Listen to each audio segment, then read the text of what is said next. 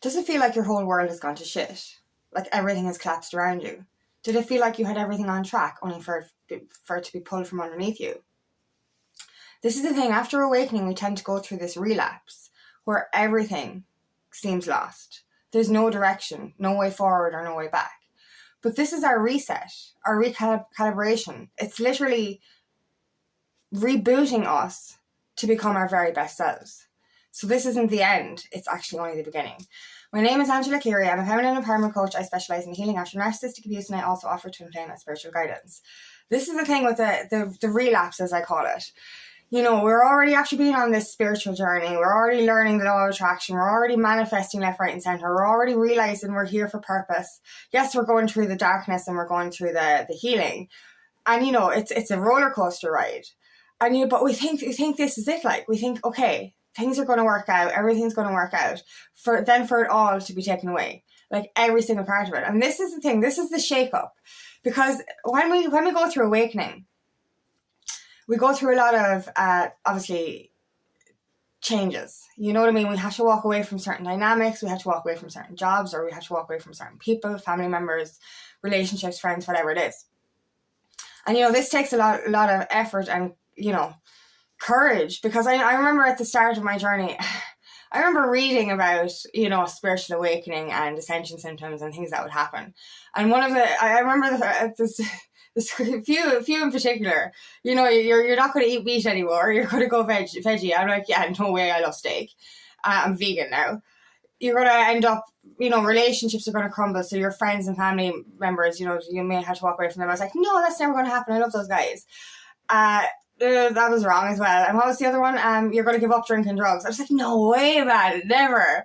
And all of this kind of stuff. And I'm like, nah, none of this stuff is actually going to happen. So this is the denial phase. Like, you know what I mean? We go through like a spiritual awakening and we start to awaken to the truth. And that's the thing. We see that the life we were living isn't the life we're supposed to be living.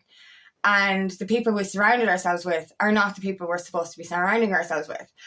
And I think the relapse happens after we start to come to terms with this. And for me personally, my relapse happened after I had to walk away from family and friends. So I had to walk away from practically everyone in my physical reality.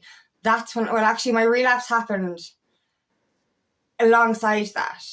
You know what I mean? And I'll describe it how far it went for me. Like, you know, when I walked, like, it's funny. I was on such a high. Like, I was really on a high. Everything was working out. You know what I mean? I was even traveling on my own and everything. I was just like, you know, I was doing things on my own. I was in this really good, confident energy. And slowly but surely, my energy started to just go down and down and down and down and down. And, you know, I wasn't aware of it at the time. But, like, you know, then I had to walk, I finally, you know, stopped being in denial and I walked away from my friends. This made me feel obviously like complete shit.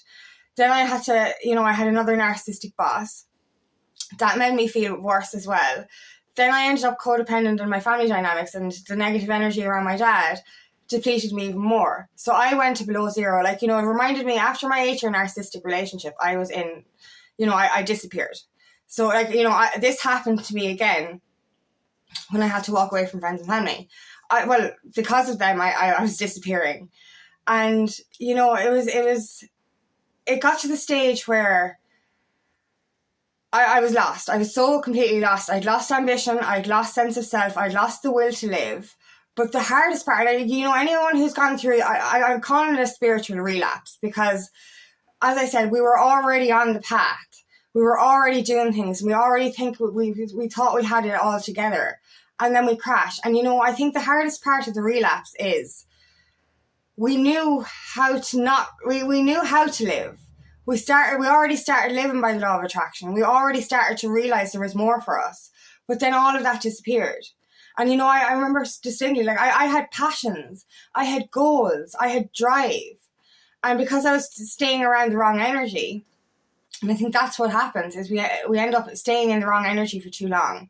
And when I did that, all of that disappeared. Like, I lost my passion, I lost my sense of self, I lost my soul, I was disconnected from who I was.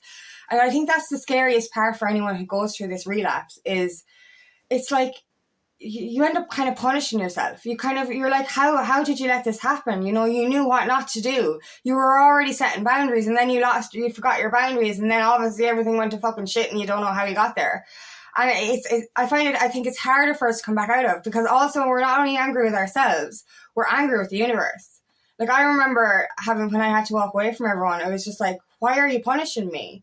Why am I being punished? Why am I suffering? Like, a lot of us have an abandonment and a rejection wound from our childhood. So the biggest thing we fear is the fear of abandonment. And we end up in complete and utter isolation and hermit mode. That's the thing, like, we completely are closed off from the whole world. So our biggest wound is manifested.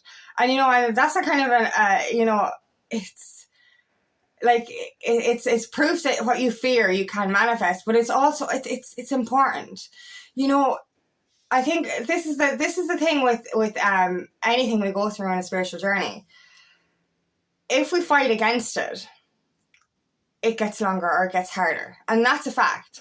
The one thing we have to do with any of this is surrender. Same with your twin flame connection. Same with anything in life. Surrender. Let it go and let it flow. And that's exactly what we do. So instead, like, when we're in the relapse energy, we're angry, we're bitter, we're frustrated, we're confused. We're so fucking confused because we literally had direction, and then it's like there's nothing. It's like everything is gone. It's like your will to live is gone.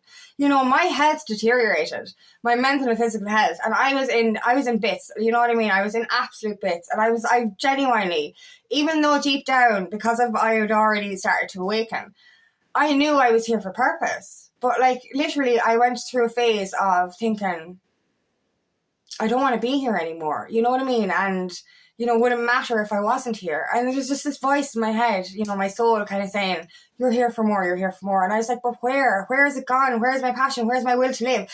You know, you literally lose all sense of who you are. And you know, and anyone who's gone through depression knows what depression is like. But this is kind of worse. This is this deep darkness. You're in complete isolation. You have no one to no support network anymore. All you really have is yourself, and you know you're angry with yourself for letting this happen, and you didn't let this happen. It was supposed to fucking happen. Do you know what I mean? But you all that anger is there towards yourself and towards the universe, and like it pushes things further. Because like, and another thing as well.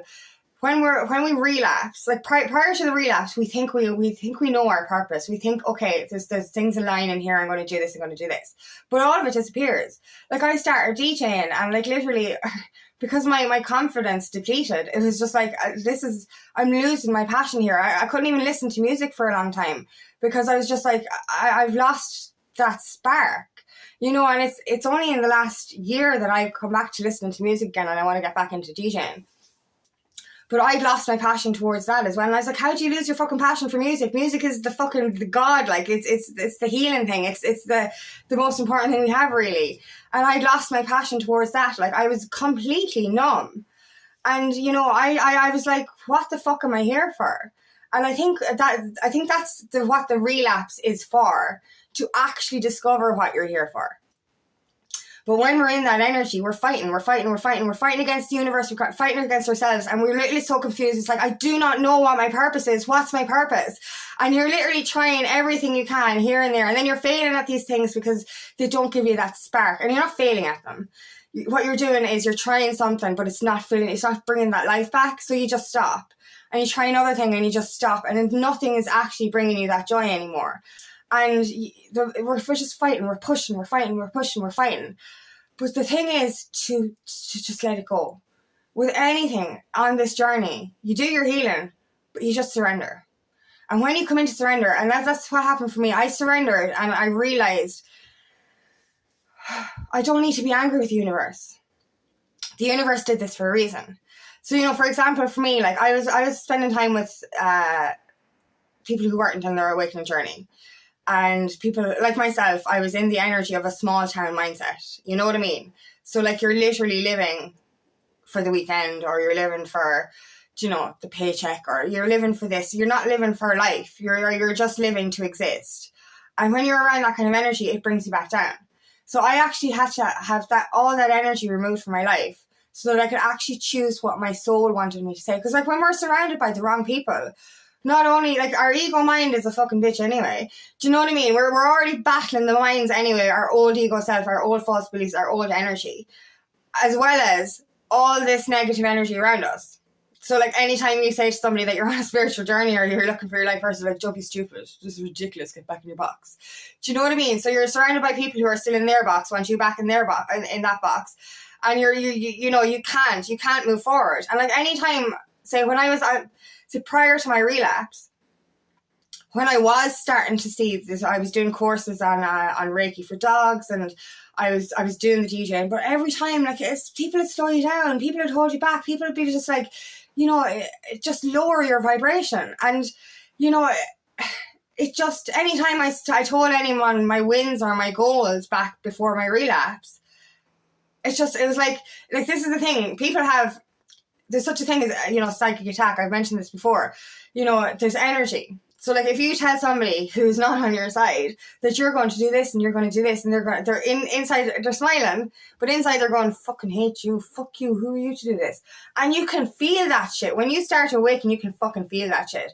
So every time you actually tell somebody your wins, they either say something actually out loud to make you go, really deplete. You're so excited, and then they say something and you're like, oh, maybe not.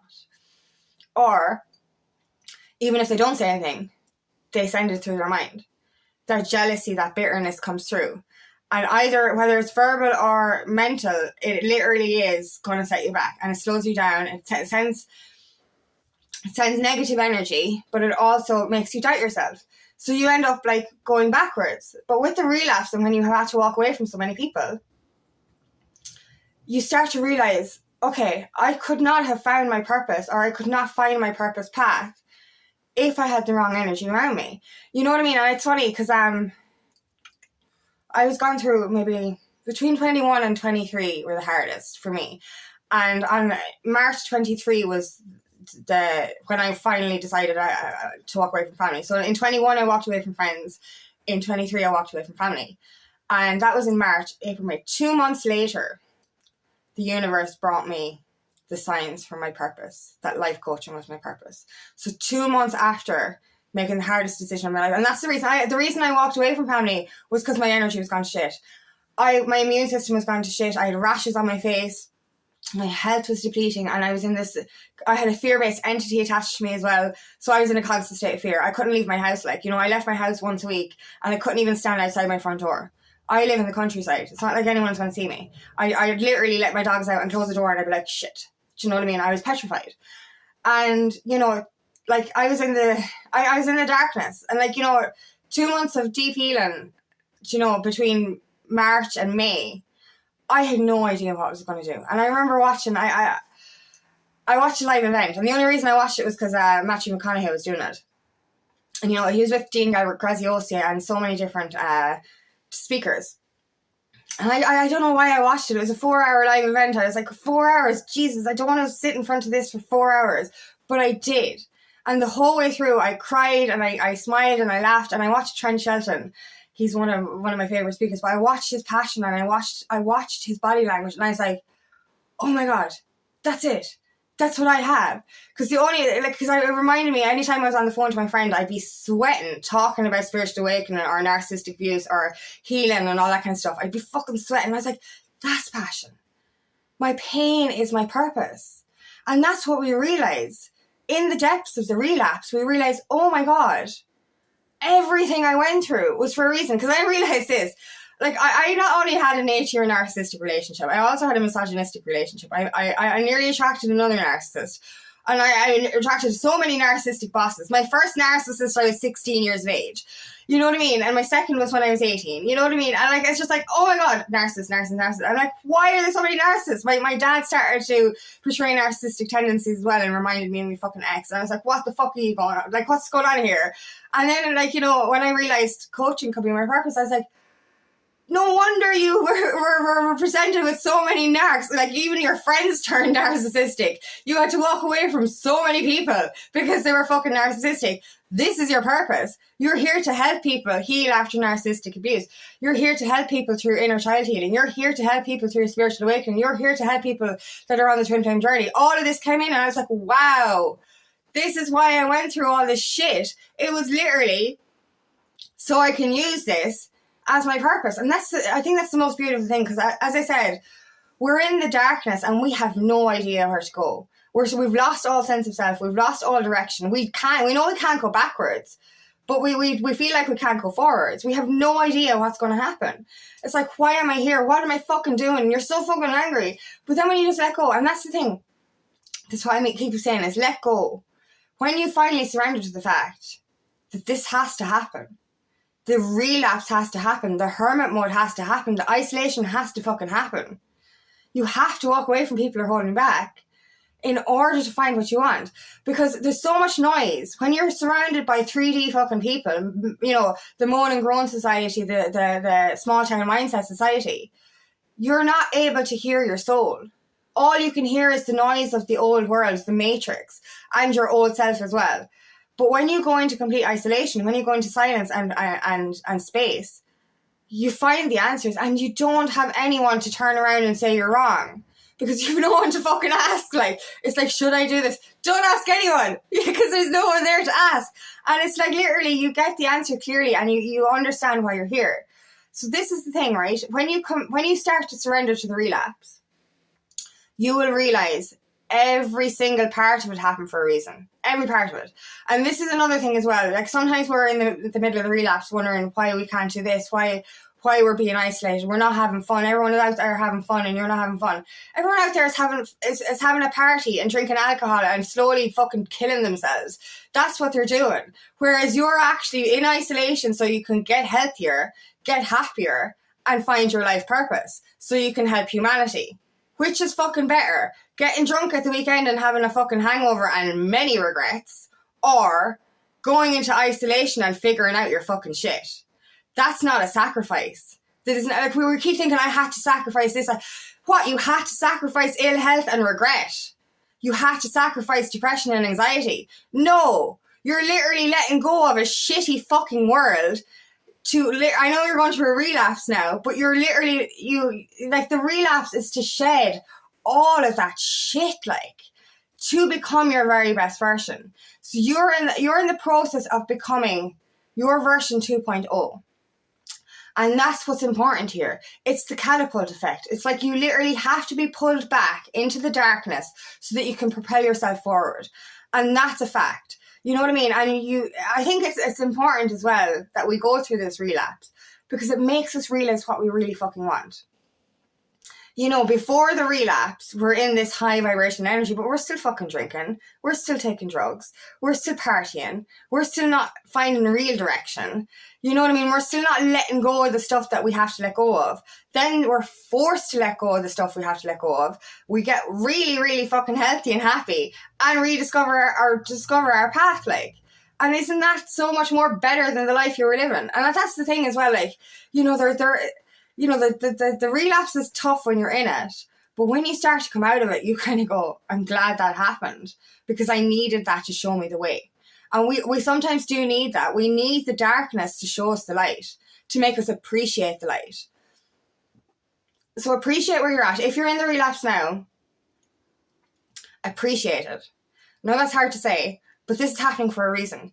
You're being put into this moment of space and time, you know, space and isolation, to find your purpose, to master yourself, to do that inner work, to do that inner healing. You're getting that time and space. You might think, oh shit, like, you know, this is shit, you know, I'm not going anywhere, but you are. In these moments of pause, that's where you start to evolve. You're preparing yourself for your very best life. So understand this is only temporary, and it's all part of your path. You're about to transform into your very, very best self. So the light at the end of the tunnel is going to be brighter than you ever imagined. And when you surrender, that's when you'll find your purpose. And, like, you know, stop looking for it. Because I wasn't looking. I was in the depths of healing, and I was like, you know, in bits. I had no idea where I was going. And literally, the heaven sent me that live event that made me realize I'm going to be a life coach. Do you know what I mean? And that it transformed my life. And that was 2 months after I finally took the last the last hard decision and chose myself. It was really difficult, but I came out of that. And so will you. So if you are in the deepest, darkest depths of this fucked up energy right now, you're supposed to be in it. You're supposed to use this time to heal, grow, and surrender. And once you start to appreciate why the universe is doing this for you, your purpose will come in. So I promise you, you're going to go from zero to superhero, because this is your biggest transformation yet. So thank you so much for listening today, and I really hope this resonates. If it does, please like and share, and please subscribe to my channel so I can reach as many people as possible. And if you'd like help on your journey, please book me for a free discovery call today, and there's nothing more than to help on your path. Also, I'm hosting a free workshop for women, a feminine empowerment workshop on the October 15th at 6 p.m. Ireland UK time. Just to help women. This would be kind of a monthly meetup for women to kind of heal, connect, and grow together. If you want information about that, please comment below. Also, I have a new page called Aligning with Angie, where I'll be sharing guided meditation every week. Information for that is in the description box.